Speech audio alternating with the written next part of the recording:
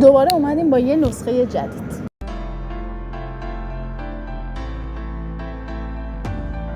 خب اینجا که میبینی بچه ها این پایین که براتون گذاشتیم زده اس خالی، حالا مثلا ادامهش رو دکتر ننوشته ولی برای سرم نوشتن می‌نویسن SER یعنی سرم. خب NS نورماسالین میشه و ادامهش اگر ببینید زده N1 یعنی N یعنی که مخفف عدده، N1 یعنی یک عدد سرم. خب دوباره زده AP، در واقع اینو باید بزنه AMP رو برای چی استفاده میکنن؟ برای آمپول استفاده میکنن. وقتی میخوام بنویسن آمپول می‌نویسن AP یا AMP یعنی آمپول. پنتوپرازول 40 و تعدادش رو نگاه کنید دوباره اون بر انتها نوشته N1.